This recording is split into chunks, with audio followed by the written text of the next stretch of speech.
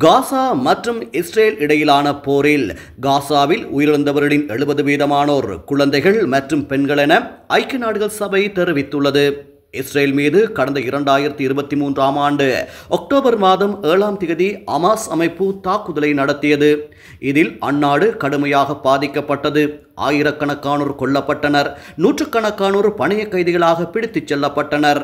எனினும் போர் நிறுத்த ஒப்பந்த அடிப்படையில் அவர்களில் சிலரை இஸ்ரேல் மீட்டது. மீதமுள்ளவர்களை மீட்போம் என சூளுரைத்துள்ளது. ஹமாஸ் அமைப்பை ஒழிக்கும் வரை ஓயமாட்டோம் என இஸ்ரேல் பிரதமர் நெதன்யாகு சபதம் எடுத்துள்ளார். இதற்காக தொடர்ந்து காசா மீது இஸ்ரேல் போரிட்டு வருகிறது. ஓராண்டுக்கு மேலாக நடந்து வரும் மோதலில் 45,000க்கும் மேற்பட்டோர் காசா பகுதியில் உயிரிழந்துள்ளனர். லட்சக்கணக்கானோர் காயமடைந்துள்ளனர். இதனை காசா சுகாதார அதிகாரிகள் தெரிவித்துள்ளனர்.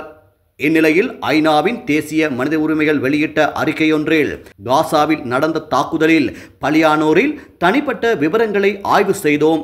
இதில் காசாவில் பலியான 70% பேர் குழந்தைகள் மற்றும் பெண்கள் என தெரிய வந்துள்ளது.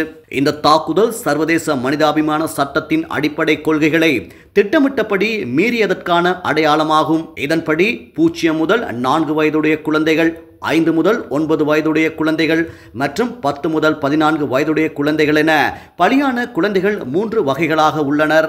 உயிரிழந்தவர்களில் 80% குடியிருப்பு கட்டிடங்கள் அல்லது வீடுகளில் உள்ளவர்களாவர். அவர்களில் 44% பேர் குழந்தைகள் மற்றும் 26% பேர் பெண்களாவர். இதற்கு நீதி வழங்க வேண்டும் என தெரிவிக்கப்பட்டுள்ளது. இலங்கையின் முதல் நிலை முதற்கர செய்தி வழங்குனர் வீரகேசரியின் குறுந்தகவல் செய்திகளை உடனுக்குடன் தமிழில் பெற்றுக்கொள்ள டயலாக் வலையமைப்பிலிருந்து REG இடைவெளி வீக்கி என்று பதிவிட்டு 87 960 என்ற எண்ணுக்கு குறுஞ்செய்தி ஒன்றை அனுப்புங்கள். வீரகேசரி செய்தியுடன் இணைந்திருங்கள்.